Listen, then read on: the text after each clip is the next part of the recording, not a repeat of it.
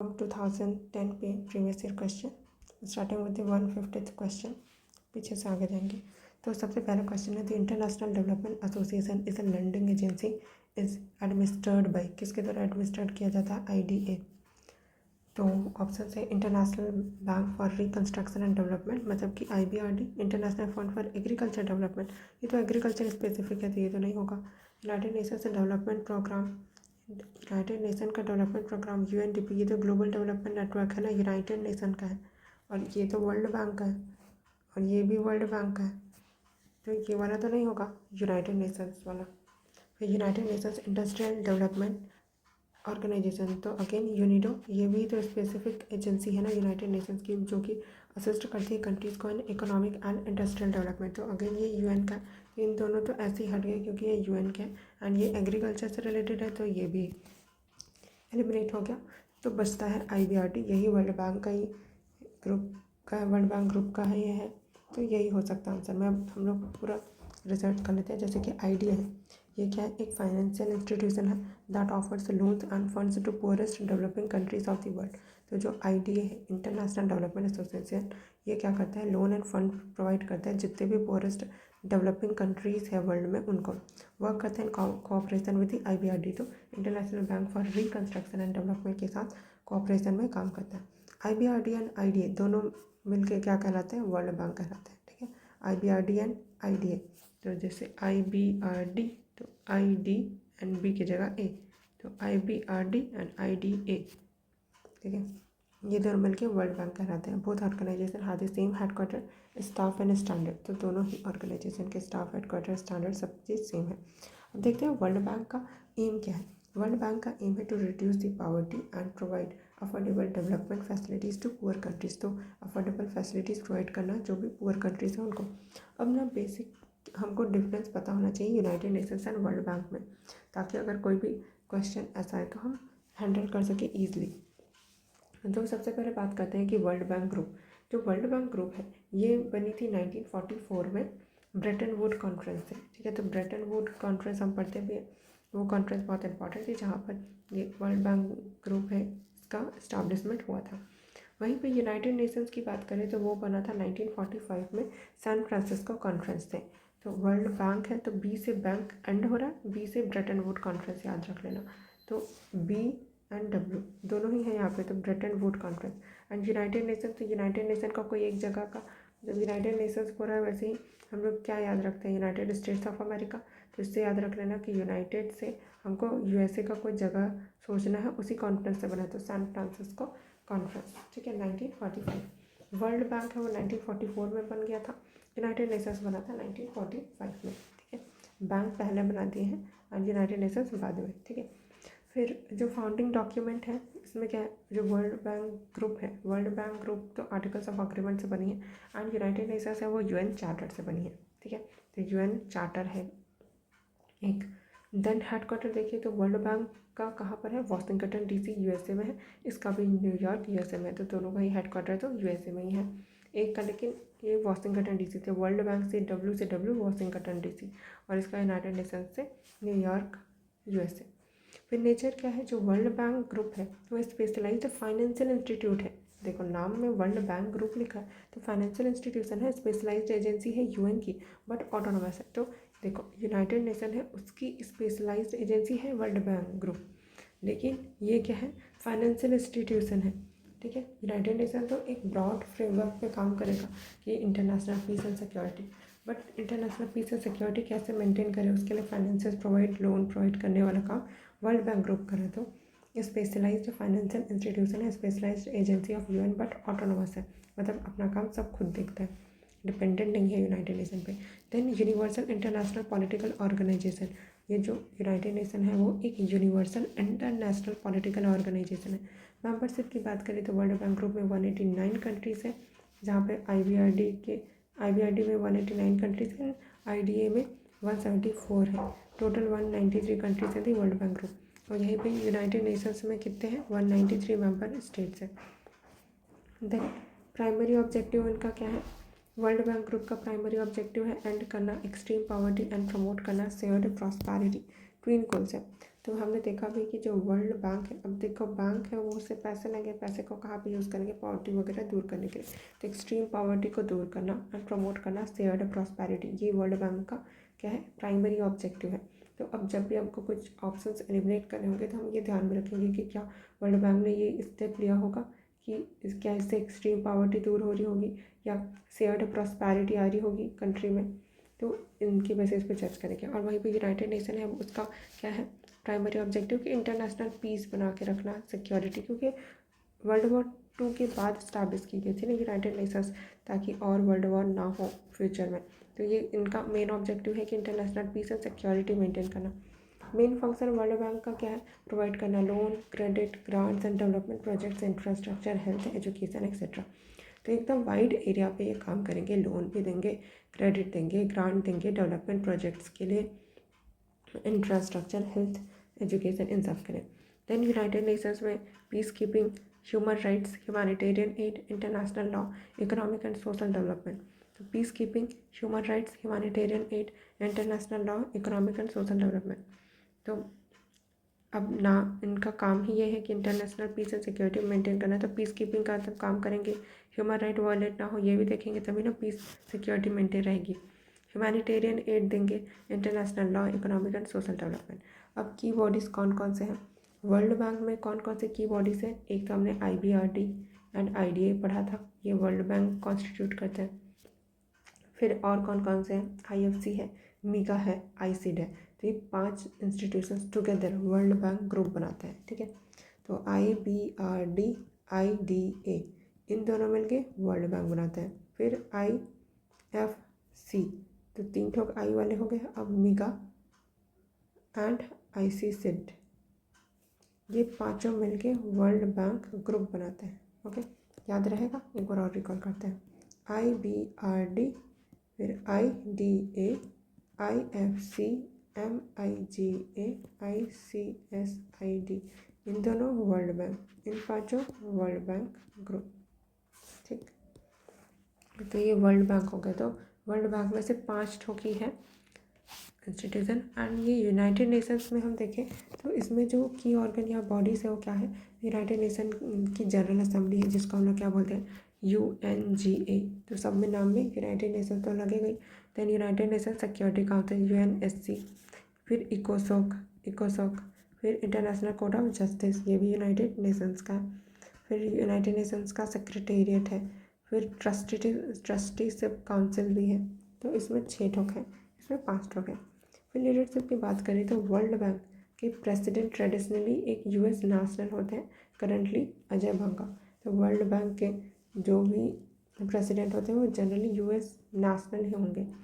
And इधर secretary general होंगे, ये जो सेक्रेटरी काउंसिल है वहाँ पे सेक्रेटरी जनरल होंगे, करंटली एंटोनियो गुटरेस, ये है 2017 से लेके प्रेजेंट तक का, री इलेक्टेड टिल 2026, ठीक है। फिर वोटिंग पावर में देखें तो वर्ल्ड बैंक में क्या है, based on the share holding. अब ये सारे बैंक वाला काम है ना, तो बैंक वाले में जनरली हम क्या देखते हैं कि शेयर होल्डिंग की बात होती है, तो यहाँ पर शेयर होल्डिंग के बेसिस पे वोटिंग होगा। और USA इसमें क्या है, हाईएस्ट शेयर होल्डर है और उसका वोटिंग पावर भी ज़्यादा है। तो जितना शेयर होल्डिंग उतना वोटिंग पावर। तो USA के पास 16% वोटिंग पावर है वर्ल्ड बैंक में। तो बैंक में उसका दबदबा है USA का। वहीं पे यूनाइटेड नेशंस की बात करें तो ये तो नेशंस को यूनाइट कर रहे हैं ना, तो हर एक कंट्री का सिर्फ एक ही वोट होगा, ठीक है।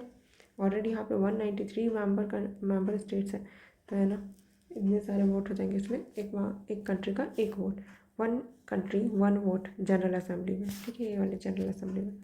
बट जब ये सिक्योरिटी काउंसिल की बात करें तो यहाँ पे 5 परमानेंट मेंबर होते हैं जिनके पास वीटो है, और बाकी फिर अलग मेंबर का फिर नॉन परमानेंट मेंबर है, तो उनका है, उनका उनके पास वीटो राइट नहीं है जो परमानेंट मेंबर नहीं है। तो ये डिस्टिंक्शन है, ठीक है, यूनाइटेड नेशंस में कि यहाँ पर 1 कंट्री 1 वोट चलता है। रिलेशन विथ यूनाइटेड नेशन, तो इसका क्या रिलेशन है वर्ल्ड बैंक का, तो वर्ल्ड बैंक तो स्पेशलाइज्ड एजेंसी है ना, रिपोर्ट करती है इकोसॉक को। तो वर्ल्ड बैंक है, ये पूरा वर्ल्ड बैंक ग्रुप है, वो रिपोर्ट करेगी इकोसॉक को, ठीक है, क्योंकि इसका ये वाला कॉम्पोनेंट ही है जो सोशल, ये सबसे इकोनॉमिक सोशल से डील करता है। But financially and operationally world bank independent है, अपने पूरा ऑटोनॉमी है उसके पास। एंड यूनाइटेड नेशन तो पैरेंट ऑर्गेनाइजेशन है।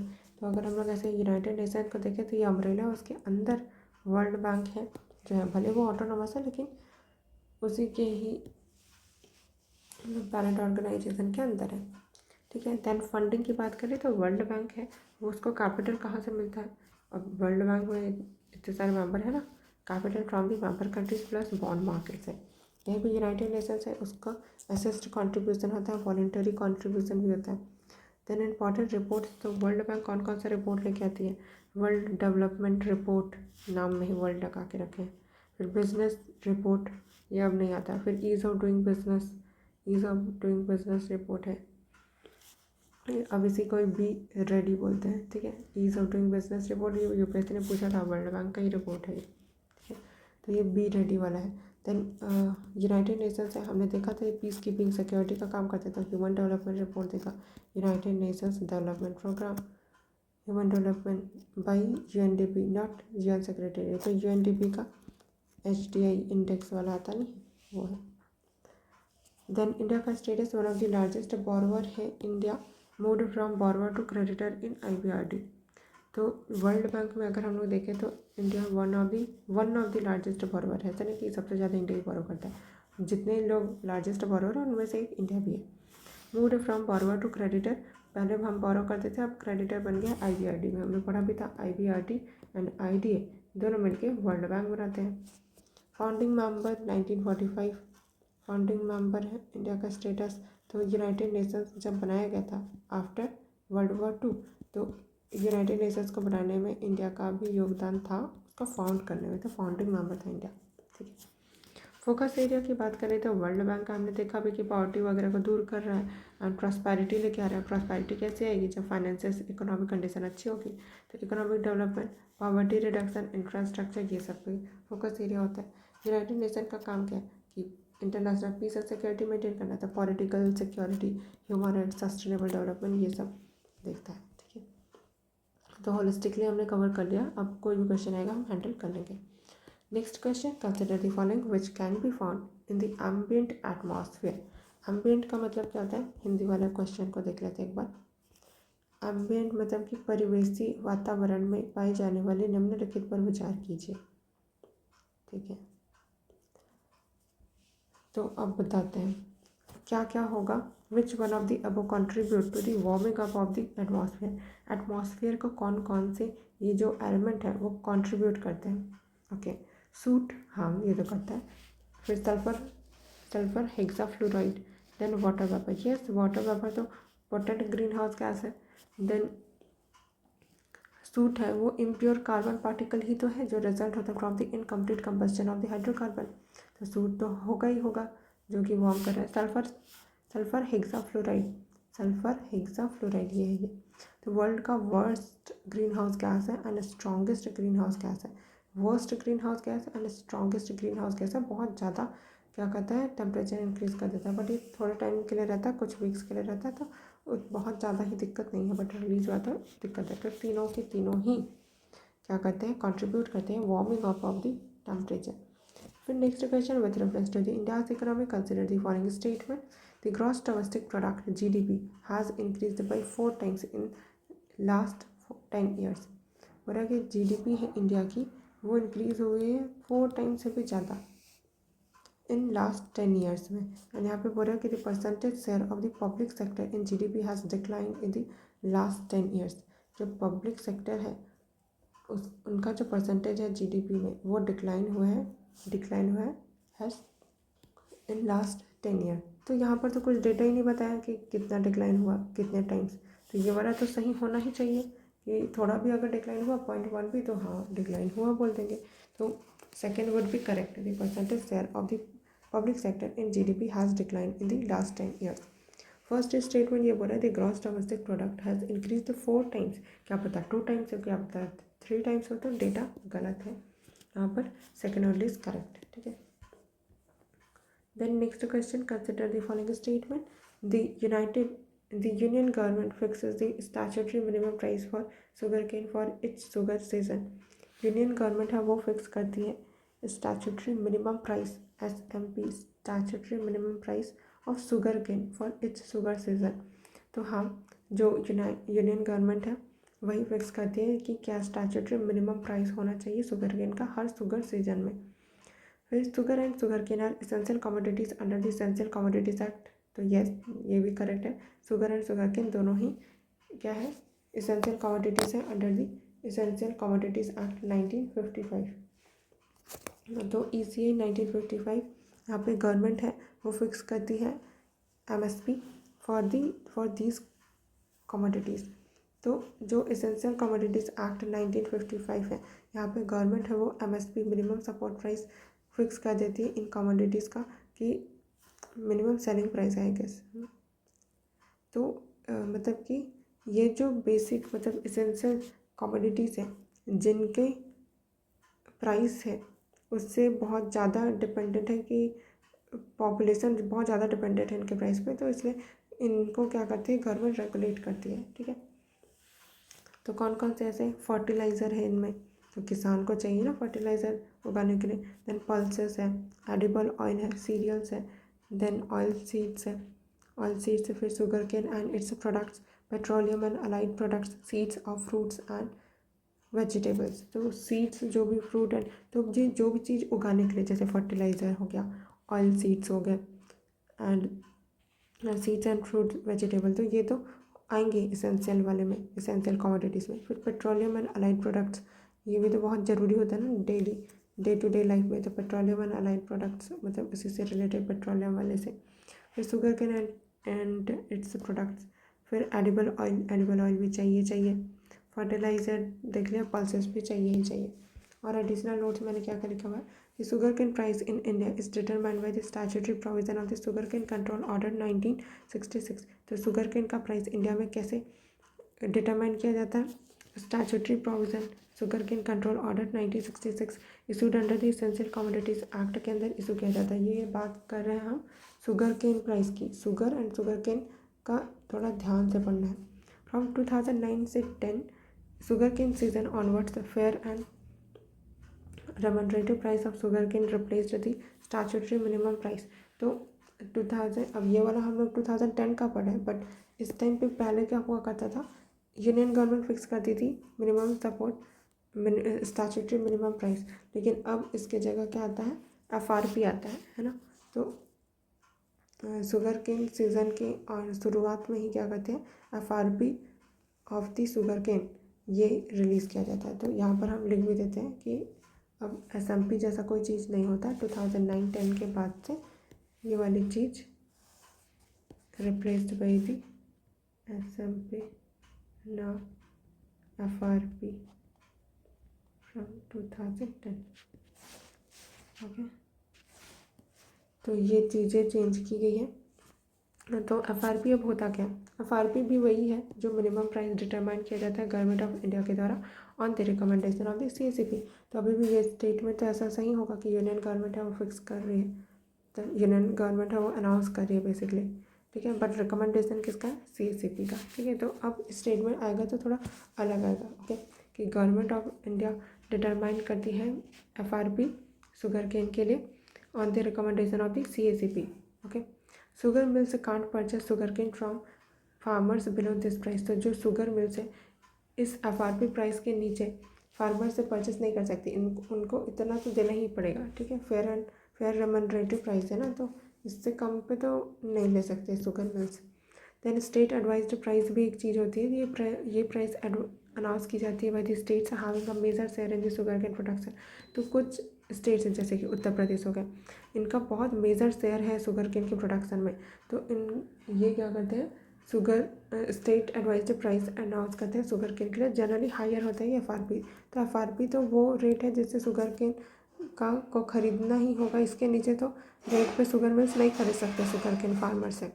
बट अब कुछ स्टेट्स जहाँ पे शुगर केन ही मेजर प्रोडक्शन है, उन लोग क्या करेंगे, किसान को और फ़ायदा पहुँचाने के लिए एक और प्राइस निकालते हैं, स्टेट एडवाइज्ड प्राइस SAP। वो FRP से जनरली हायर ही होता है, फ़ायदा ही पहुँचाएंगे ना, नुकसान थोड़ी पहुँचाएंगे। Then India second largest producer of the sugar in the world after Brazil and is also largest consumer. हम कंज्यूम भी तो बहुत ज़्यादा करते हैं, इसलिए हम लोग बहुत ज़्यादा क्या कहते हैं, एक्सपोर्ट नहीं कर पाते, बट हम लोग लार्जेस्ट प्रोड्यूसर तो सेकेंड लार्जेस्ट प्रोड्यूसर तो ब्राज़ील है, सबसे ज़्यादा शुगर केन प्रोड्यूस करता है। फर्स्ट नंबर पे ब्राज़ील है, सेकेंड नंबर पे India, second largest producer of the sugar in the world and is also largest consumer, and India largest consumer भी है. And then sugarcane price announced by the central government is decided on the basis of the recommendation of CSAB. यही मैं बता रही थी कि sugarcane का price announce कौन करता है, सेंट्रल गवर्नमेंट अनाउंस करिए, बट किसके रिकमेंडेशन पे करिए central government, on the basis of the recommendation of the CSAB after consulting state government and association of the sugar industry. Consult करते हुए स्टेट गवर्नमेंट को and association of the sugar industry.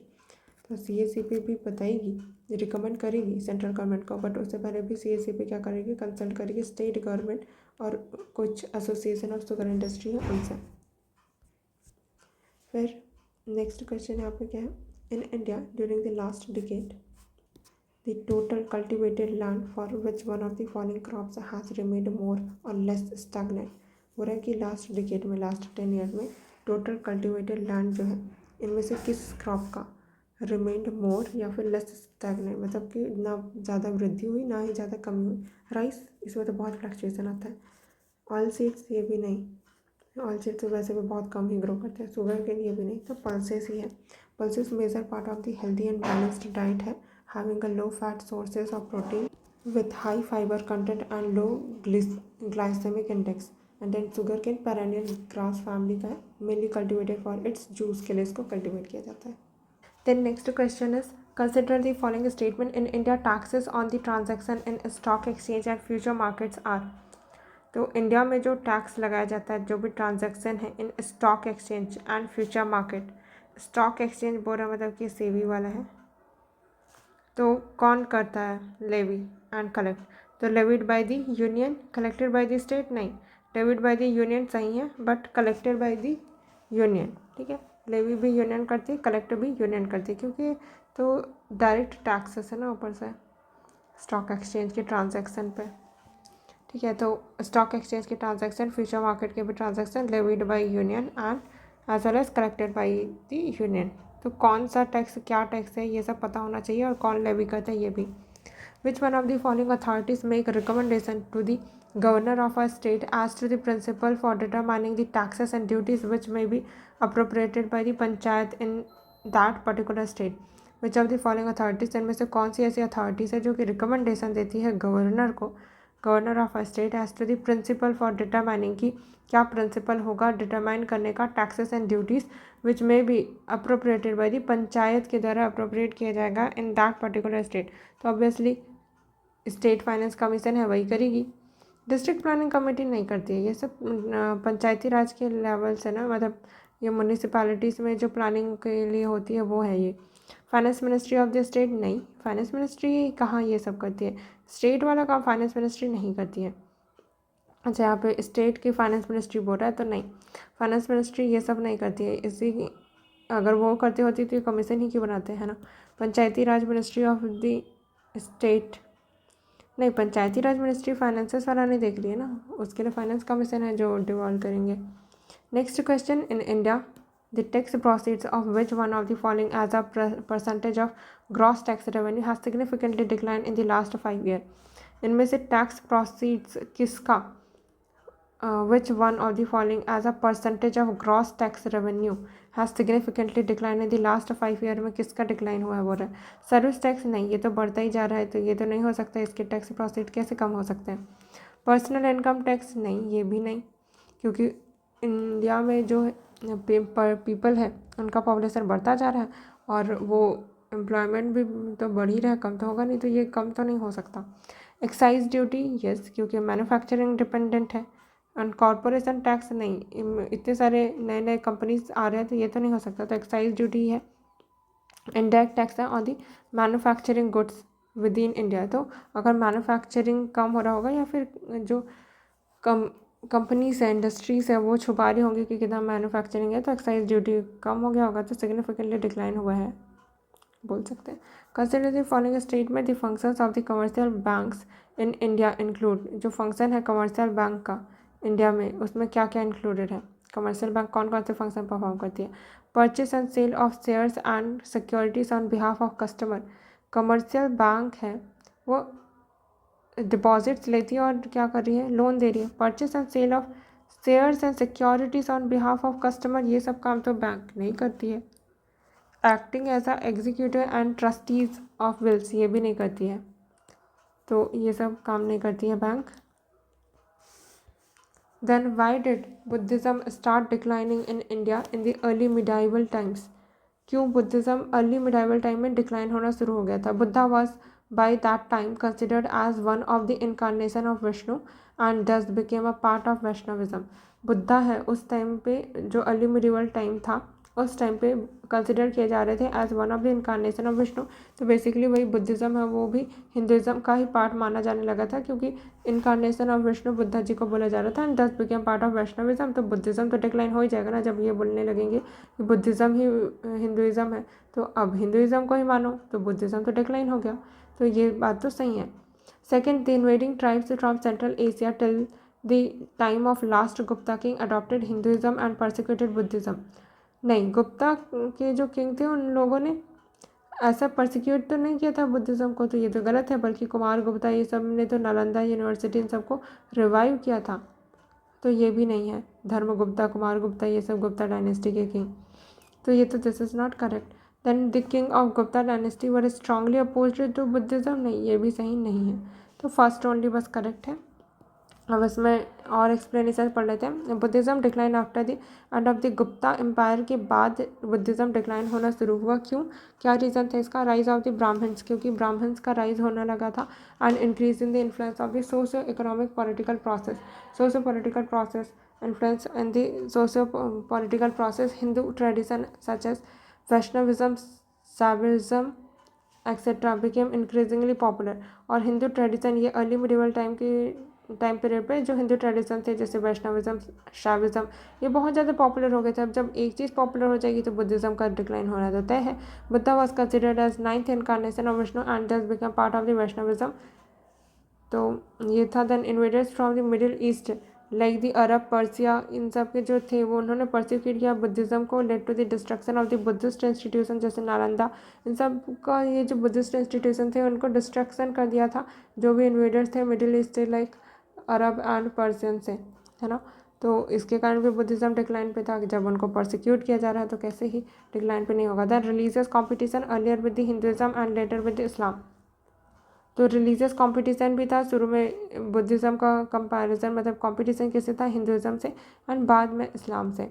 After the decline of the Gupta empire recognition of India occurred which led to the loss of patronage and donation, and Buddhist monasteries gradually lost control of land revenue. After the decline of Gupta empire के decline के बाद regionalization of India occurred, Gupta empire का जब decline हुआ तो regionalisation हुआ India का occurred which led to the loss of patronage and donation, and Buddhist monasteries gradually lost control of the land revenue, से भी उनको नहीं मिला था पैसा। Then Gupta dynasty did not oppose Buddhism, but Buddhism received less royal patronage under the Guptas as compared to preceding Mauryan and Kushan empire. तो Mauryan and Kushan empire के time पे ज़्यादा पैट्रोनेज दिया जाता था बुद्धिज़्म को, but बाद में ये चीज़ डिक्लाइन हो गई गुप्ता पीरियड में, क्योंकि गुप्ता के टाइम पे हमने देखा भी कि कितने सारे टेम्पल आर्किटेक्चर ये सब डेवलप हुए थे, तो बेसिकली वो उधर पैट्रोनेज वगैरह दे रहे थे, हिंदुइज्म टेम्पल आर्किटेक्चर में उनका फोकस था। Then next question, with reference to the Pondicherry, now Puducherry, consider the following statement. The first European power to occupy Pondicherry was the Portuguese. जो पहले यूरोपियन पावर थी Pondicherry to occupy Pondicherry was Portuguese, जो पहले European power थे occupy करने को पौंडीचेरी वो Portuguese थे। अब इंडिया में सबसे पहले तो पोर्चुगीज ही आए थे, PEDDF, यही याद रखा ना। तो इसमें क्या है, पोर्चुगीज पहले है, फिर इंग्लिश है, फिर डच, डेन्स, देन फ्रेंच, है ना। तो पहले पोर्चुगीज़ आए थे तो उन्होंने तो पौंडीचेरी को ऑक्यूपाई किया था, हाँ किया था। Then the second European power to occupy Pondicherry was the French. French तो सबसे लास्ट में आया था, तो ऐसा बोलना तो बिल्कुल भी गलत है कि पोर्चुगीज़ के बाद सीधा फ्रेंच ने कर किया। बीच में तीन और इतने टाइम तक का थे, ऊपर से इंग्लिश जिन्होंने इतने जगह पे अपनी ये सब फैक्ट्रीज वगैरह इस्टेब्लिश की थी, तो ऑक्यूपाई करने में ये लेट तो नहीं करेंगे पौंडीचेरी को, है ना। तो सेकंड इज एकदम आउट राइटली इनकरेक्ट है, तो सेकंड को हटाओ पहले। Then the English never occupied Pondicherry, English ने कभी भी ऑक्यूपाइड नहीं किया पौंडीचेरी को, ऐसा बोलना तो और गलत है। इंग्लिश ने इतने जगह पे अपने फैक्ट्रीज वगैरह ट्रेड स्टेशन इस्टेब्लिश किए थे और कंट्रोल करने लगे थे ईस्ट इंडिया कंपनी, तो कैसे ही ऑक्यूपाई नहीं करेंगे पौंडीचेरी को के ऊपर, उनका कभी नज़र ही नहीं गया, ऐसा तो हो ही नहीं सकता। थर्ड भी गया, फर्स्ट ओनली इज करेक्ट, ठीक है। और यहाँ पे हम ये भी देख सकते हैं कि देखो दोनों यूरोपियन मतलब कि दोनों स्टेटमेंट का सिमिलर ये है कि पहले यूरोपियन पावर ये थी, दूसरी यूरोपियन ये थी जिन्होंने एक्वायर किया, ऐसा बोल रहा है। तो दोनों में से एक ही सही होगा, दोनों सही नहीं होगा। Next, what was the immediate reason for Ahmad Shah Abdali to invade India and fight the third battle of Panipat. Then next question है कि what was the immediate reason for the Ahmad Shah Abdali to invade India and fight the third battle of Panipat. क्या immediate reason था अहमद शाह अब्दाली का कि इसने India को invade किया and third battle of Panipat, first second third battle of Panipat तीनों याद होना चाहिए। पहली बात तो कि क्या इमीडिएट रीज़न था ये बताना हमको। He wanted to avenge the expulsion of Maratha of his viceroy Timur Shah from Lahore. हाँ, यही तो हुआ था कि जो उनके जो सन थे, देखो अहमद शाह अब्दाली ने क्या किया था, गवर्नर ऑफ क्या बोलते हैं वाइसरॉय बना के रखा था तिमुर शाह को लाहौर का, बट जब मराठा से उन्होंने जब तिमुर शाह को वहाँ से हटा दिया, एक्सपोज कर दिया, तो उसका अवेंज लेने के लिए अहमद शाह अब्दाली आते हैं और मराठास एंड अहमद शाह अब्दाली की लड़ाई होती है जिसमें मराठा हार जाते हैं और अहमद शाह अब्दाली की जीत होती है ना। The frustrated governor of the Jalandhar, क्या लिखा है, Jalandhar Adina Beg Khan invited him to invade Punjab, नहीं ये तो नहीं है। He wanted to punish Mughal administration for non-payment of the revenue of the Chahar Mahal, Gujarat, Aurangabad, Sialkot and Pasrur, नहीं ये भी सही नहीं है। He wanted to annex all the fertile plain of Punjab up to the border of Delhi to his kingdom, नहीं। तो यही था immediate reason। अब देख लेते हैं थोड़ा सा। दुर्रानी का जो सन था तिमुर शाह, अहमद शाह अब्दाली या अहमद शाह दुर्रानी सेम ही है, ठीक है। अहमद शाह दुर्रानी का son Timur Shah was governor of the, Lahore का गवर्नर था वो, मराठा पेशवा बाजीराव है, उन्होंने कैप्चर कर लिया था लाहौर को and kicked out Timur Shah. Then third battle of Panipat हुआ था, took place between the Ahmad Shah Abdali Durrani and Maratha commander Sadashiv Rao Bhau, ठीक है। तो on 14 January 1761 in Panipat ground में। Then with reference to India consider the following: nationalization of banks, formation of regional rural banks, adoption of village by bank branches. Which of the above can be considered as the steps taken to achieve the financial inclusion in India? इनमें से किन को consider किया जाता है steps taken to achieve the financial inclusion? तो financial inclusion तो ये सभी कर रहे हैं ना, ऐसे तो हम नहीं बोल सकते कि बैंक का नेशनलाइजेशन हुआ तो नहीं हुआ फाइनेंशियल इंक्लूजन, तो हम किसी को भी डिनाई नहीं कर सकते कि इसके कारण नहीं हुआ होगा, तो तीनों ही सही होगा। Then with reference to the institution of the banking ombudsman in India, which one of the statement not correct है? तो बैंकिंग ऑम्बड्समैन के बारे में पूछा गया है। The banking ombudsman is appointed by the reserve bank of India. अब bank वाला रिलेटेड है तो आरबीआई ही करेगा, स्टॉक्स रिजर्व्स ये वाला रहते तब तो कौन करता, स्टॉक मार्केट ये सब रहता तो सेबी करता, तो ये तो सही बोल रहा है, आरबीआई ही करता है। The banking ombudsman can consider complaints from non resident Indian having accounts in India. Banking ombudsman है वो कंसिडर कर सकते हैं complaint from non resident Indian having accounts in India. अब देखो नॉन रेसिडेंट इंडियन है तो इंडियन ही ना, भले इंडिया में रिसाइड नहीं करें, तो क्या उनकी कंप्लेन को नहीं लेंगे? क्या लेंगे ही ना। तो बैंकिंग ऑम्बड्समैन है वो कंसिडर करेंगे complaint from the non resident Indian having account in India.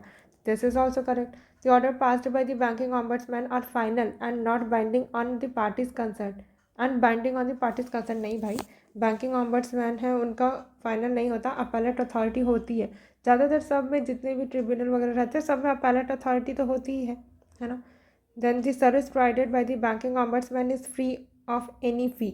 Yes, ये भी फ्री रहता है, बैंकिंग ऑम्बड्समैन जो सर्विसेज प्रोवाइड करते हैं वो फ्री ऑफ कॉस्ट रहता है। अगर चार्ज लेंगे तो फिर बैंकिंग ऑम्बड्समैन के पास जाएगा कौन, इसलिए फ्री ही रहता है। Next question, which one of the following not feature of limited liability partnership? Limited liability partnership form का फीचर नहीं है बोल रहा है। Partner should be less than 20 से कम ही होने चाहिए, ऐसा बोल रहा है। Then partnership and management need not to be separate, जरूरी नहीं है कि पार्टनरशिप एंड मैनेजमेंट सेपरेट ही हो, हाँ तो ये बात सही है।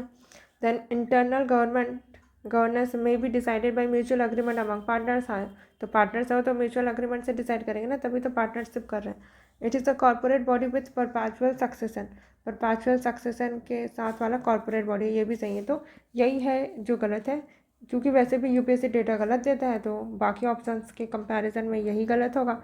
तो LLP firm to start a minimum of 2 member are required. तो अगर लिमिटेड लाइबिलिटी पार्टनरशिप, जैसे बाजीराव एंड रावी एक लिमिटेड लाइबिलिटी पार्टनरशिप है, तो इसमें मिनिमम 2 मेंबर तो होने चाहिए, तभी ना पार्टनरशिप करोगे, अकेले अकेले क्या ही पार्टनरशिप करोगे।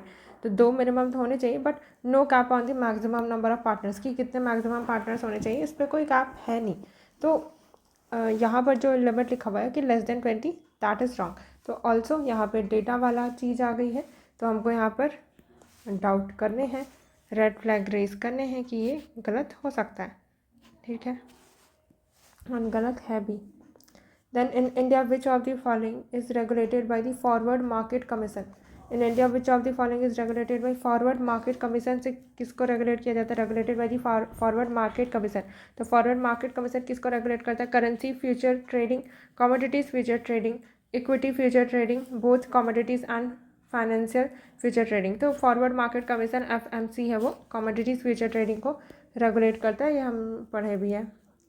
वेयर हाउसिंग वाला भी अब आ गया, अब तो जो कमोडिटीज फ्यूचर ट्रेडिंग इन सबको रेगुलेट करता है। Then with reference to national investment fund, तो देखो यूपीएससी ने फंड वगैरह के बारे में 2025 में भी पूछा था, तो ये फंड वगैरह याद रखने हैं, पूछता है UPSC.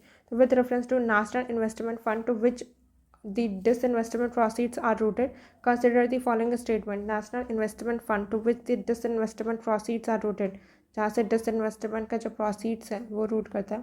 consider the following statement.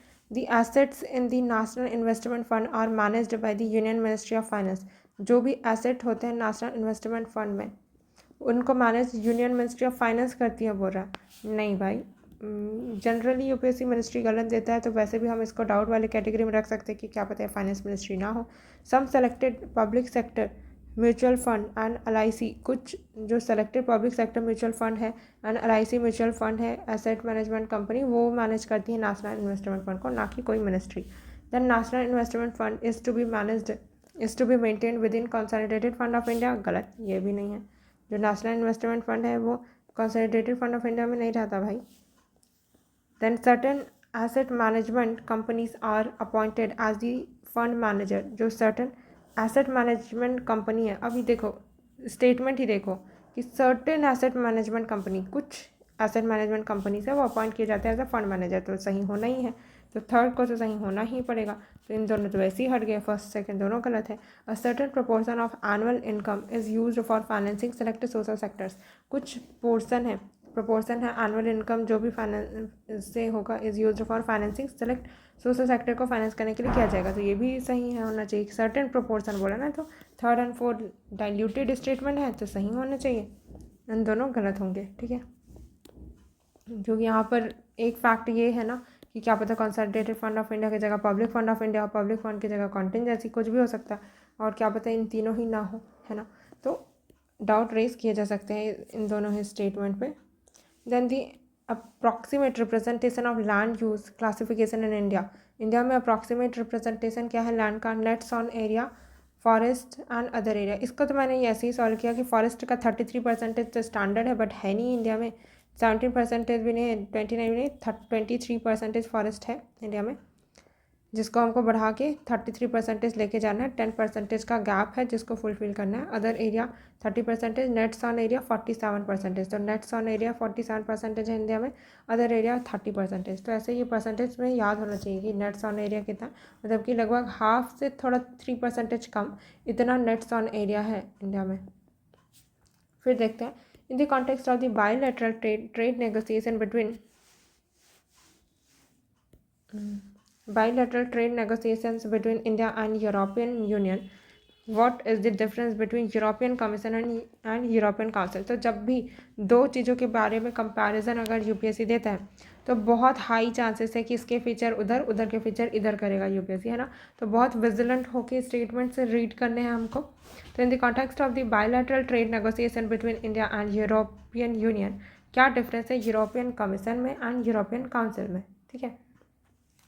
सबसे पहले रीड करते हैं, European commission represents the EU in trade negotiation.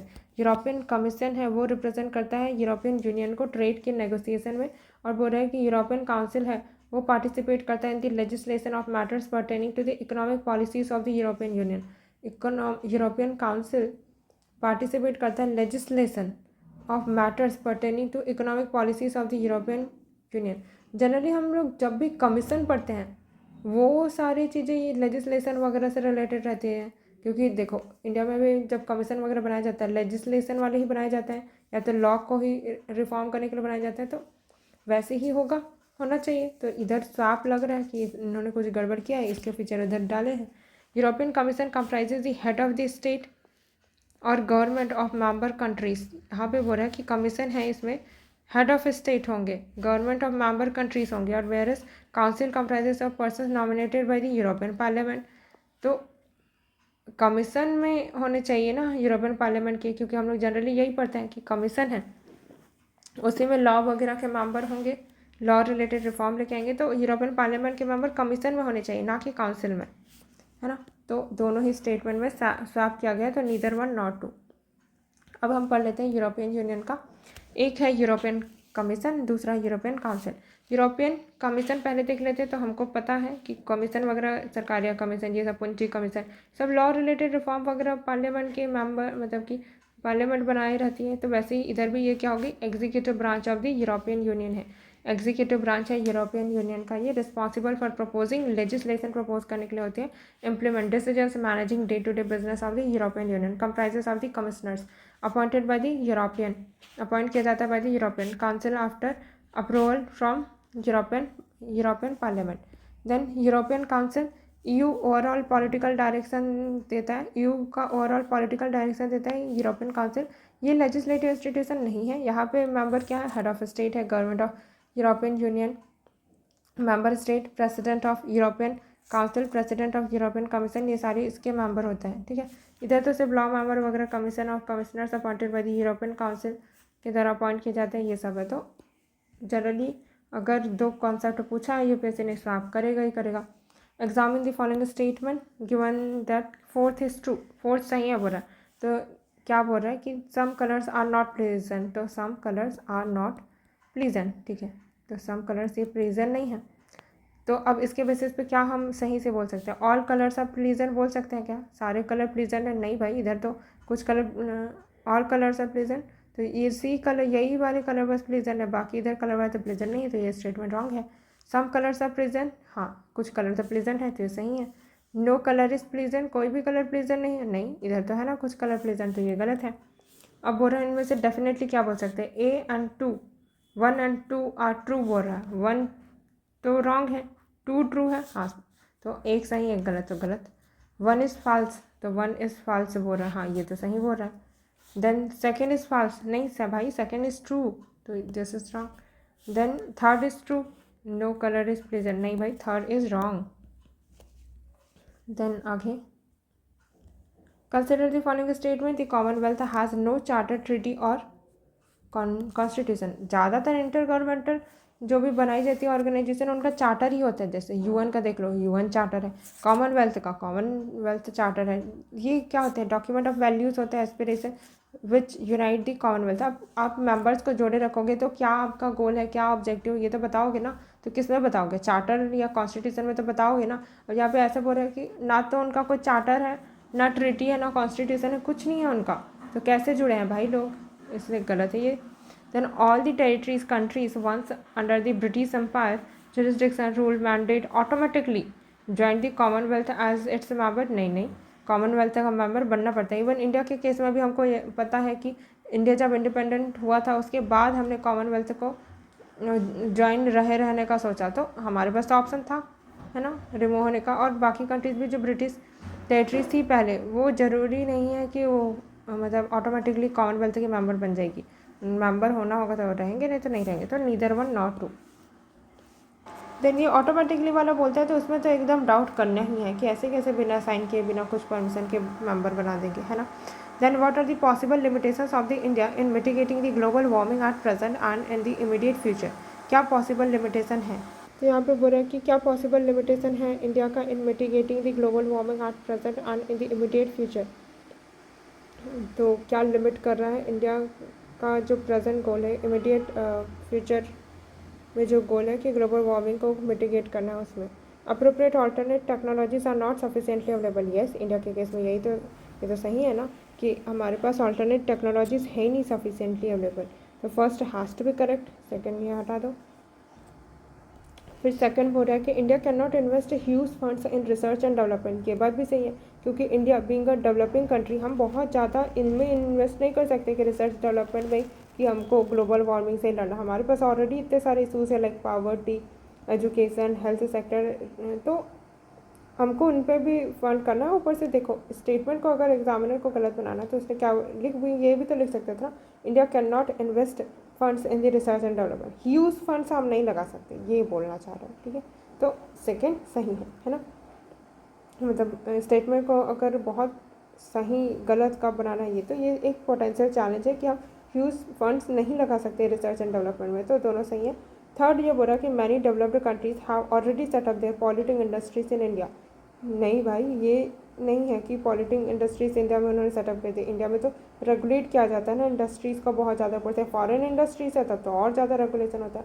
No, तो दिस इज़ नॉट लिमिटेशन कि ग्लोबल वार्मिंग प्रेजेंट है इंडिया में, वो हम नहीं लड़ पा रहे। तो first and second is correct. Then next question, with regard to the transmission of the human immunodeficiency virus which one of the following statement is not correct. इनमें से कौन सा करेक्ट नहीं है पूछ रहा है। क्या के regarding? Transmission of human immunodeficiency virus, human immunodeficiency virus HIV, ठीक है। The chances of transmission from female to male are twice as likely as from male to female. Again जब भी ऐसा डेटा वाला रहता है कि ये इसका डबल है, ये उसका ट्रिपल है, इसमें बहुत हाई चांसेस है कि यूपीएससी ने डेटा ट्वीक किया होगा। अगेन यहाँ पे यूपीएससी ने डेटा ट्वीक किया है, ऐसा कुछ नहीं होता, दोनों में इक्वल ही होता है ना। Male to female transmission, male and female to male transmission equal ही होता है। तो दिस इज़ नॉट करेक्ट। बाकी अब पढ़ते हैं। The chances of transmission are more if a person suffers from other sexually transmitted infections. Yes, तो chances transmission का और बढ़ जाता है जब अगर अदर सेक्चुअली ट्रांसमिटेड इन्फेक्शन से ऑलरेडी हो, है ना। फिर क्या होगा? An infected mother can transmit the infection to her baby during pregnancy, at childbirth and by breastfeeding. Yes. तो इन्फेक्टेड मदर है वो ट्रांसमिट कर सकती है HIV का इन्फेक्शन अपने बेबी को, क्योंकि वो तो फ्लूइड वगैरह में रहता है ना, तो ब्रेस्ट फीडिंग के दौरान ये हो सकता है, फीडिंग के दौरान। Then the risk of contracting infection from transfusion of infected blood is much higher than the exposure to contaminated needle. हाँ देखो, नीडल में तो बहुत मतलब एक बार को बच भी गए चलो कि कंटामिनेशन नहीं हुआ, पर पूरा ब्लड ट्रांसफ्यूज़न हो रहा है तो उसमें तो बहुत हाई चांसेस है ना कि आपको इन्फेक्शन होगा ही होगा HIV का, अगर कोई इन्फेक्टेड पर्सन का ब्लड है तो, है ना। बोला भी है इन्फेक्टेड पर्सन का ब्लड है तो फर्स्ट इज़ नॉट करेक्ट कि ट्रांसमिशन है male to female, female to male twice होगा, ये वाला गलत है। Then next question again science and tech का ही है, बायोटेक्नोलॉजी वाला। तो consider the following statement, every individual in the population is equally susceptible host for swine flu. Susceptible host तो सब सेम ही होंगे ना, उसको जो क्या बोलते हैं स्वाइन फ्लू का वायरस है उसको थोड़ी पता है कि ये होस्ट ज़्यादा वल्नरेबल है। होस्ट सब इक्वली ससेप्टेबल ही होते हैं, तो हर एक individual in the population is equally susceptible host for swine flu. Yes, that is correct. Then second, antibiotics, but देखो हमको एकदम से श्योर नहीं करना है कि हाँ ये तो सही ही होगा ऑप्शंस में, क्योंकि हमको बस ऐसा ढूंढना है जो गलत होगा ही होगा, उसके बाद देखना है कि कोई सही है गलत है, ठीक है। तो हमको ये चलो इसमें डाउट तो नहीं कर सकते कि गलत ही होगा, है ना। Then antibiotics have no role in the primary treatment of swine flu. जो भी एंटीबायोटिक्स है उसका कोई रोल नहीं होता primary treatment of swine flu में। तो इसको हमको तो नॉलेज नहीं है कि पता नहीं स्वाइन फ्लू में प्राइमरी ट्रीटमेंट में क्या ही यूज़ होता है, तो अभी can not say this. Then third statement, to prevent the future spread of swine flu in the epidemic area the swine pigs, मतलब जो पिग्स है मस्ट ऑल बी किल्ड मतलब कि किलिंग ही है कि जितने भी इन्फेक्टेड स्वाइन फ्लू वाले हैं पिग्स उन सबको मारना ही पड़ेगा, ऐसा बोल रहा है कि फ्यूचर स्प्रेड ना हो। तो जितने भी इन्फेक्टेड हैं उन सबको किलिंग तो नहीं ही करेंगे, है ना, फ्यूचर स्प्रेड ना हो इसलिए। तो थर्ड तो definitely this is wrong. Third को हटाते हैं, इन दोनों स्टेटमेंट बचता है। सेकंड स्टेटमेंट तो करेक्ट है ही, जिसमें हमको डाउट था वो तो सही है कि इसका कोई रोल नहीं है primary treatment of swine flu में। तो yes, this is correct. And first है, हमको तो पता है कि दिस इज़ करेक्ट कि हर एक इंडिविजुअल है पॉपुलेशन में वो इक्वली ससेप्टेबल होस्ट होता है स्वाइन फ्लू के लिए, है ना। क्योंकि देखो अब इसको निगेट करेंगे तो कैसे होगा कि हर एक इंडिविजुअल पॉपुलेशन में इक्वली ससेप्टेबल नहीं होता, तो कौन ससेप्टेबल नहीं होता फिर, तो ये दिक्कत हो जाएगी ना। हम ये नहीं बोल सकते कि हाँ ये पर्सन है वो कभी ससेप्टेबल होगा ही नहीं, हर केस में ये सही होगा ही होगा। तो इसका नेगेटिव स्टेटमेंट तो और रॉन्ग है, इसलिए इसको करेक्ट होना ही होगा। Then next question, excessive release of the. अच्छा पहले ये वाला जो मैंने एक्स्ट्रा लिखा था वो देख लेते हैं। जो स्वाइन फ्लू का वायरस है पिग से जो फैलता है वो क्या क्या नाम रहता है उसका, H1N2, S3N1, S3N2, ठीक है, ये याद रखना है क्योंकि यूपीएससी ने एक दो बार पूछा हुआ है। तो H1N2, H3N1, H3N2, 1 3 ये सब है, और एन में तो 2 1 ये दोनों ही हैं। Okay, then next, excessive release of pollutant carbon monoxide into the air may produce a condition in which oxygen supply in human body decreases. What causes this condition?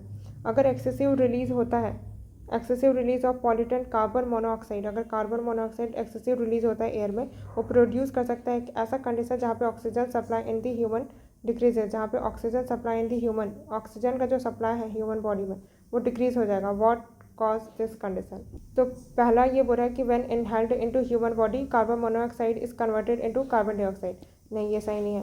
When inhaled carbon monoxide has higher affinity for haemoglobin as compare to oxygen, then the inhaled carbon monoxide destroys the chemical structure of hemoglobin. The inhaled carbon monoxide adversely affects the respiratory center in the brain. तो सबसे पहले common word ढूंढना है, इन दोनों में ये common word है। अब इन दोनों में से पढ़ना है कि कौन सा ज़्यादा सही है, ठीक है, क्योंकि ऐसा ही ज़्यादा सही होता है। तो दो कॉमन वर्ड वाले स्टेटमेंट मिल गए, अब इन्हीं दोनों में से ही आंसर होगा क्योंकि यूपीएससी में हमने प्रीवियस ईयर क्वेश्चन में ये पैटर्न नोटिस किए है ना। तो अब देखते हैं, the inhaled carbon monoxide has much higher affinity for haemoglobin. हाँ, तभी तो कार्बन मोनोऑक्साइड ऐसे बनाया जाता है, haemoglobin Hb, as compare to oxygen. ये मैंने क्योंकि साइंस मेरा बैकग्राउंड है तो मैंने पढ़ा हुआ है, तो मुझे पता है ये चीज़ कि हाँ ये चीज़ होती है। देन यहाँ पे बोल रहे कि inhaled carbon monoxide destroys the chemical structure of haemoglobin. नहीं, ग्लोबुलिन का स्ट्रक्चर ये डिस्ट्रॉय नहीं करता बल्कि उसी के साथ जुड़ जाता है, क्योंकि कार्बन मोनोऑक्साइड हाईली रिएक्टिव भी होता है। तो स्लाइटली लाइटर देन एयर होता है carbon monoxide. Okay, next question, consider the following statement, hepatitis B is several times more infectious than, यहाँ पर बोला कि hepatitis B is several times more infectious है देन HIV एड्स। ओके, तो यहाँ पर सेवरल टाइम्स बोला है, ठीक है, हम इसको रॉन्ग नहीं बोल सकते कि नहीं ये सेवरल टाइम्स इन्फेक्शियस नहीं होता है HIV ज़्यादा। अगर थोड़ा सा भी ज़्यादा इन्फेक्शियस हो गया तो हम लोग ये चीज़ प्रूव नहीं कर पाएंगे, है ना। तो अगर इसका नेगेटिव स्टेटमेंट भी बनाते हैं कि नहीं हेपेटाइटिस बी है वो सेवरल टाइम इन्फेक्शियस नहीं होता है HIV से, तो इसको प्रूव करना बहुत मुश्किल है, डिनाई करना बहुत मुश्किल है कि नहीं ये तो सेवरल टाइम तो नहीं होता है। तो this statement should be correct. देखो कितना लाइटर वर्ड बोला है कि सेवरल टाइम्स होता है ना, तो करेक्ट होना चाहिए। Then hepatitis B can cause liver cancer. Hepatitis B है वो लिवर का ही डिसीज़ है, तो लिवर कैंसर तो हो ही सकता है, तो दोनों करेक्ट है। तो यही कि जो सेवरल टर्म्स है, सेवरल टाइम्स जो बोला है, ये कितना डाइल्यूटेड वर्ड है ना, तो it has to be correct.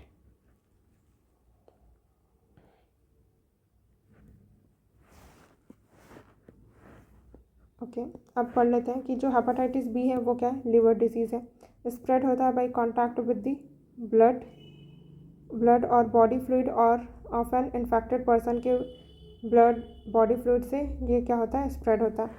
फिर HIV है, ये इन्फेक्ट करता है इम्यून सिस्टम को, इम्यूनोडिफिशियंसी वायरस है तो इन्फेक्ट तो करेगा ही ना इम्यून सिस्टम को। Subsequently result in acquired immunodeficiency syndrome में सब्सिक्वेंटली ये क्या हो जाता है, रिजल्ट होता है AIDS. According to WHO hepatitis B है वो 50 to 100 टाइम्स मोर इन्फेक्शियस होता है than HIV, both spreads in same way, और दोनों स्प्रेड होता है सेम वे में, can cause liver cirrhosis and liver cancer. तो हेपेटाइटिस बी से लिवर सिरोसिस भी होता है, लिवर कैंसर भी होता है। अब next question, from the point of view of evolution of the living organisms which one of the following is the correct sequence of the evolution. का correct sequence क्या है? Otter, tortoise, shark, shark, tortoise, otter. तो कौन पहले आया होगा ये बताना है, ठीक है। हाँ तो देखते हैं, सार्क, टॉर्टॉइस, ऑटर। ऑटर है वो मैमल है, right.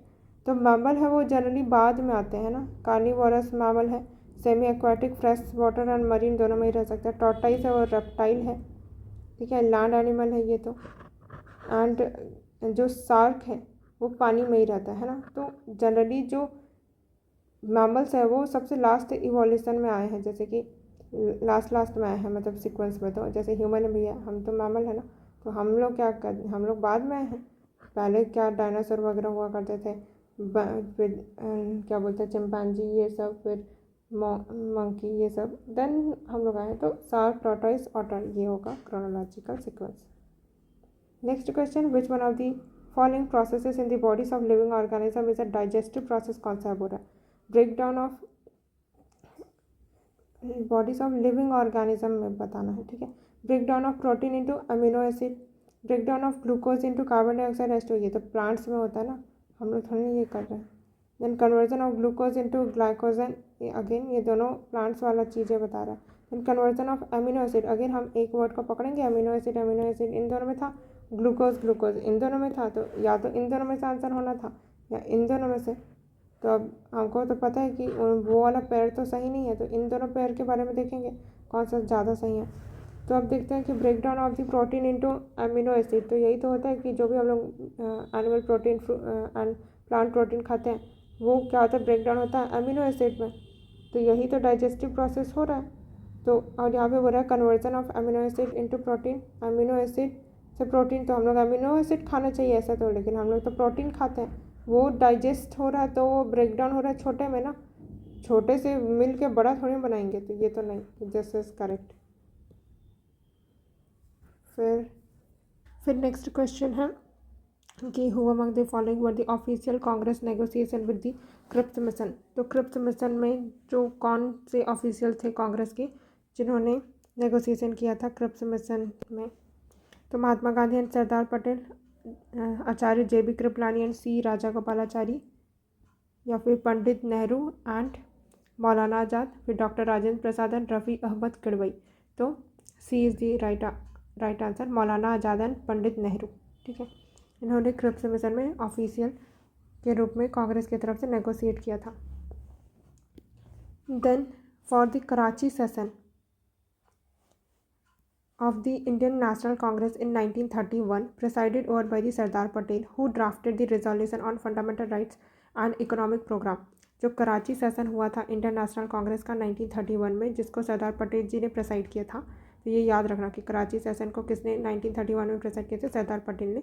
Who drafted the resolution on the fundamental rights पे रिजोल्यूशन एंड इकोनॉमिक प्रोग्राम पे। तो who drafted the resolution on fundamental right and economic programme पे किसने ड्राफ्ट किया था? तो पंडित जवाहरलाल नेहरू जी, ठीक है। अब कुछ और एक्स्ट्रा इन्फॉर्मेशन याद कर लेते हैं कि जो कराची कांग्रेस सेशन हुआ था 26 से 31 मार्च तक का 1931 में हुआ था, वह chaired by the Sardar Vallabh Bhai Patel. In that session Mahatma Gandhi ji was selected to represent INC in the second round table conference.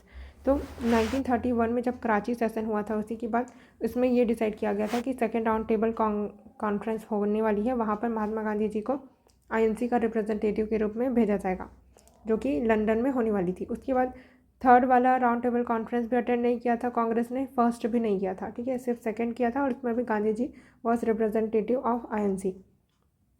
Session also discussed approval of the Gandhi Irwin pact और दिल्ली पैक्ट। और ये जो कराची सेशन है इसमें गांधी इरविन पैक्ट जो होने वाला था उसके बारे में भी डिस्कशन की गई थी।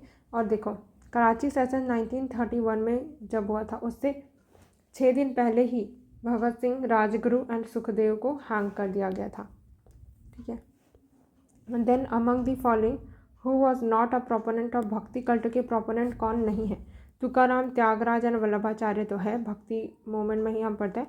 नागार्जुना नहीं है, ये तो बुद्धिस्ट फिलोसोफर है ना, ये मध्यमिका फिलोसोफर है। Proponent concept of the emptiness और shunyata, founded Madhyamaka school of Mahayana Buddhism. Tyagaraja जो थे वो तो लॉर्ड राम के डिवोटी है ना। बेस्ट सॉन्ग उनका क्या है, पंचरत्न। फिर वल्लभाचार्य वो फाउंडर है पुष्टि मार्ग के, ऑल्सो नोन एज दी विश्वनार अवतार। Then next question, consider the following statements. The Bombay Manifesto signed in 1936 openly opposed the preaching of the socialist ideals. तो जो बॉम्बे मैनिफेस्टो था 1936 में जिसको साइन किया गया था वो ओपनली ही अपोज किया गया, preaching of the socialist ideals को वो अपोज कर रहे थे। एंड सेकेंड बोल रहा है कि it evoked support from a large section of business community from all across India. तो देखो दोनों स्टेटमेंट को अगर देखते हैं, अगर हमको कुछ भी आइडिया नहीं भी है बॉम्बे मैनिफेस्टो के बारे में तो भी हम कैसे सॉल्व करेंगे। तो यहाँ पे सेकंड स्टेटमेंट क्या बोल रहा है कि it evoked support from large section of business community from all across India. सारे बिजनेस कम्युनिटी सपोर्ट कर रहे होंगे क्या, ऑल अक्रॉस इंडिया। कोई भी चीज़ हो, कोई ना कोई तो हमेशा अपोज करता ही है कोई किसी भी चीज़ का, तो ये चीज़ तो नहीं होगी सही। अब ये चीज़ लेकिन हमको ये समझ आ गया कि कुछ ना कुछ बिजनेस कम्युनिटीज़ हैं। और अगर हम लोग सोशलिस्ट फिलोसॉफी की बात करें तो वो उसमें स्टेट कंट्रोल, स्टेट मतलब कि कंट्रोल है, ये जो भी रिसोर्सेज हैं उनका वो स्टेट के पास होना चाहिए, ऐसा बोलते हैं सोशलिस्ट आइडियाज़। बट ये तो कैपिटलिज्म के अगेंस्ट है ना, तो बिजनेस वाले बिल्कुल भी नहीं चाहेंगे कि सोशलिस्ट प्रिंसिपल हो, तो सोशलिस्ट आइडियल्स को वो अपोज ही करेंगे। तो ये स्टेटमेंट तो ऐसे सही होना चाहिए, है ना। तो सेकंड विल बी इनकरेक्ट, क्योंकि ऑल अक्रॉस इंडिया सबके सब बिजनेस कम्युनिटी सपोर्ट करेंगे ये नेसेसरली सही नहीं हो, जब ज़रूरी है ये सही हो, ये नहीं हो सकता। बट अगर ये क्या बोलते हैं बिजनेस कम्युनिटी की बात चल रही है तो yes definitely they have opposed, they must have opposed socialist ideas. तो first is correct, second is wrong. अब पढ़ लेते हैं बॉम्बे मैनिफेस्टो था क्या। तो बॉम्बे मैनिफेस्टो इसमें दो ग्रुप थे। एक ग्रुप थे जो कि लीड किया जा रहा था टाटा के द्वारा, included Bombay mill owners association loyal to Britishers, तो ये ब्रिटिशर्स को लॉयल थे। एंड जो सेकेंड ग्रुप था जो कि बिरला ग्रुप था and included Indian chambers of commerce थे इनमें, supporter of the right wing Congress leadership. तो जो बिरला ग्रुप थे वो राइट विंग ऑफ कांग्रेस को सपोर्ट कर रहे थे और टाटा ग्रुप वो लॉयल थे ब्रिटिशर्स के टूवर्ड्स। देन लखनऊ 1936 सेशन होता है आईएनसी का, जहाँ पे जवाहरलाल नेहरू जी प्रेसिडेंट बनते हैं of the session, rejected government of India act 1935 को रिजेक्ट करते हैं। Has been imposed on and on India was against declared will of the people, और उन्होंने बोला कि गवर्नमेंट ऑफ इंडिया है वो इम्पोज किया गया है इंडिया के ऊपर against the will of the people, advocated socialism in India. अब जैसे नेहरू जी सोशलिज्म को प्रमोट करेंगे, और हमको पता भी है कि नेहरू जी का ओरिएंटेशन थोड़ा सोशलिज्म की तरफ था, like Russia from standing on constituent assembly. Then Lucknow 1936 session, few days later AD staff of Tata school condemned Nehru का speech. 21 prominent businessman of Bombay issued manifesto. तो ये बिजनेसमैन है वो, उन्होंने जो भी 21 प्रोमिनेंट बिजनेसमैन थे वो सब मिलके मैनिफेस्टो इशू किए। तो वही बता रहा है कि eddy staff of the Tata school of thought condemned Nehru speech subsequently in May 1936 about 21 influential and prominent businessmen of the Bombay issued the Bombay Manifesto against Jawaharlal Nehru ji के जो सोशलिस्ट आइडियल्स हैं उनके against. The signatories of the Bombay manifesto included कौन कौन थे इसमें, Purushottam Das Thakur Das, sir N Saklatvala, sir Chimanlal Setalvad, sir Pheroze Sethna, AD staff etcetera. According to the Tata group the views expressed by the Jawaharlal Nehru were not appropriate keeping in mind the prevailing economic situation of the country की country का जो prevailing economic situation है उसके according socialist ideals है वो सही नहीं है, अप्रोप्रिएट नहीं है। आज it would jeopardise the institution of the private property, क्योंकि जियोपार्टाइज कर देगा प्राइवेट प्रॉपर्टी को अगर सोशलिस्ट आइडियल्स फॉलो किए गए तो, इसलिए वो अपोज कर रहे थे बॉम्बे मैनिफेस्टो में बिजनेसमैन, ये 21 प्रोमिनेंट बिजनेसमैन थे वो। फिर देखते हैं your question, in meeting the map of a village In a meeting, the map of a village was placed in such a manner that south east becomes north. तो बोल रहा है कि जो साउथ ईस्ट है, जैसे साउथ एंड ईस्ट है, south east वाला डायरेक्शन ये होता है। अब बोल रहा है कि साउथ ईस्ट डायरेक्शन है वो नॉर्थ है, ठीक है, साउथ ईस्ट डायरेक्शन अगर नॉर्थ है, और फिर क्या बोल रहा है, नॉर्थ ईस्ट बिकम्स वेस्ट, ये वाला डायरेक्शन है वो नॉर्थ ईस्ट है, लेकिन ये क्या बन गया है, वेस्ट बन गया है। So what will south become, तो फिर जो रियल में साउथ है ये क्या बनेगा बोल रहा है, मतलब रियल का साउथ तो ये है ना, हाँ, तो ये क्या बनेगा, ये तो बनेगा नॉर्थ एंड ईस्ट बनेगा, है ना।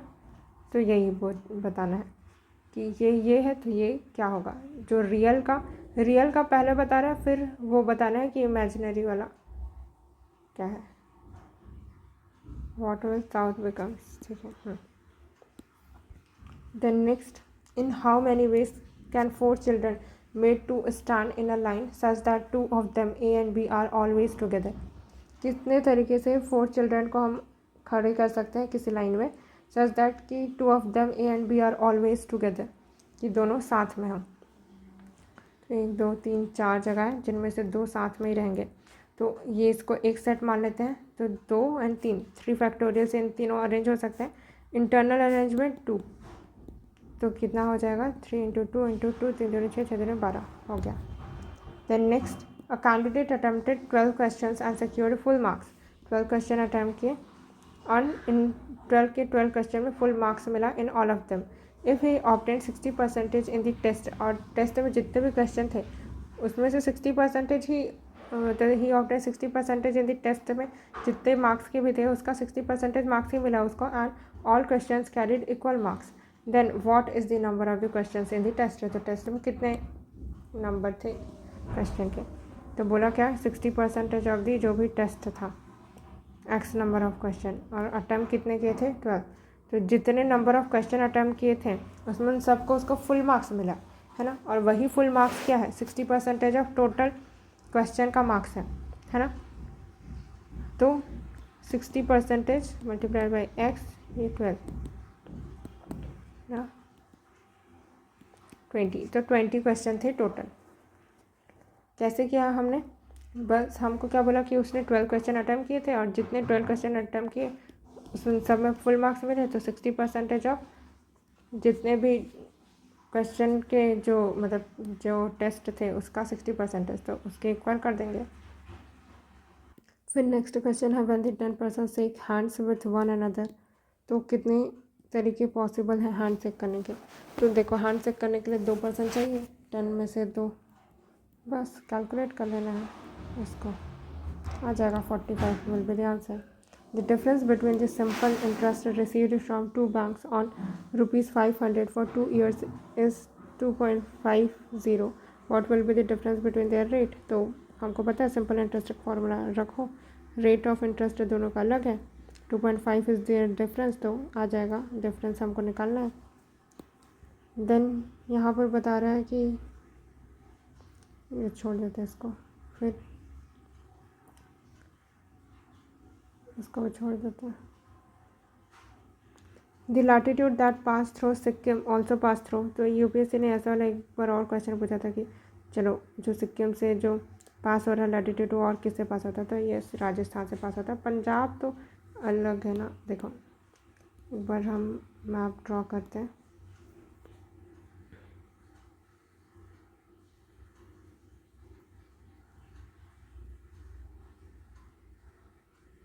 ज़्यादा ऊपर बना दी,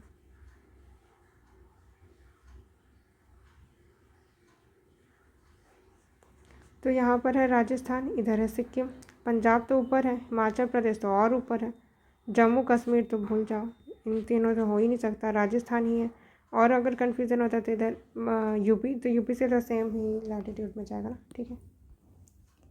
देन आगे, in the context of the space technology what is Bhuvan recently in the news, तो स्पेस वगैरह में क्या क्या लॉन्च हो रहा है ये सब न्यूज़ में रहता है, उसको पता होना चाहिए क्या क्या है। भुवन रिसेंटली इन न्यूज़ में था, मिनी सैटेलाइट है launch by ISRO, for promoting the distance education in India. देखो, अगर भुवन सैटेलाइट से हमको एजुकेशन प्रमोट करना होता है तो हम लोग स्पेसिफिकली सिर्फ डिस्टेंस एजुकेशन ही क्यों करते, बाकी भी करते। और अगर चलो एजुकेशन के लिए था तो हम लोग उसका नाम भुवन क्यों रखते। भुवन मतलब भू मतलब धरती, धरती मतलब लैंड, लैंड वगैरह कुछ होना चाहिए ना। एंड यहाँ पर बोला कि the name given to the next moon impact crop for Chandrayaan, तो उसके लिए भुवन क्यों रखते, मून वगैरह कुछ रखते, तो ये तो नहीं होगा। और वैसे भी इसका नाम विक्रम एंड प्रज्ञान ये रखा था ना, Vikram lander and Pragyan rover, ये तो हम पढ़े रहते हैं। फिर बोला जियो portal of ISRO with 3D imaging capabilities of India, yes यही तो है। और इसके लिए ना GSAT का एजू सेट है, देखो एजुकेशन के लिए एक्सक्लूसिवली सर्व करता है एजुकेशन सेक्टर को। Then space telescope developed by India, तो नहीं, ये टेलीस्कोप का नाम नहीं है, टेलीस्कोप का नाम है एस्ट्रोसैट, इंडिया का पहला dedicated multi wavelength space telescope. तो सब सारे ऑप्शन से रिलेटेड कोई ना कोई सैटेलाइट है, ठीक है। तो सारे ऑप्शंस के बारे में भी अच्छे से हमको इसलिए पढ़ने के लिए बोला जाता है क्योंकि यहाँ पे देखो विक्रम एंड प्रज्ञान रोवर था, ये इसका आंसर, इसका पूछता तो एजू सेट होता इसका आंसर, इसका पूछता तो एस्ट्रोसेट बोलता। देन यहाँ पर next question, if there were no Himalayan ranges what would have been the most likely geographical impact on India. इसका क्या जियोग्राफिकल इम्पैक्ट पड़ता है इंडिया पे।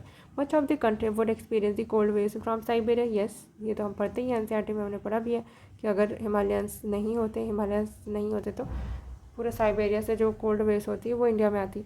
Indo-Gangetic plain would be devoid of such extensive alluvial soil, yes क्योंकि Himalayan river के मतलब कि बर्फ़ के पिघलने के कारण ही तो पेरेनियल रिवर है ना, और इसी के कारण अलुवियल सॉइल है एक्सटेंसिव, तो डिवाइड हो जाती है एक्सटेंसिव अलुवियल सॉइल से, तो ये सही है।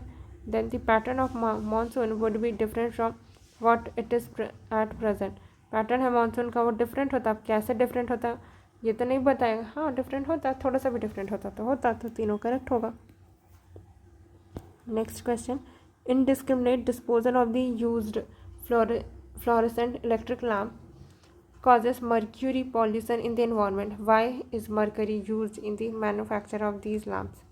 तो अगर अच्छे से डिस्पोजल नहीं किया जाता फ्लोरेसेंट इलेक्ट्रिक लैम्प का तो मर्क्यूरी पॉल्यूशन होगा बोल रहा है एनवायरनमेंट में। क्यों मर्क्यूरी यूज़ किया जाता है मैन्युफैक्चरिंग में बोल रहा है, तो mercury coating on the inside the lamp makes the light bright white, तो इसलिए ज़्यादा ब्राइट वाइट होता है, मर्क्यूरी यूज़ करते हैं तो बोल रहा है नहीं भाई।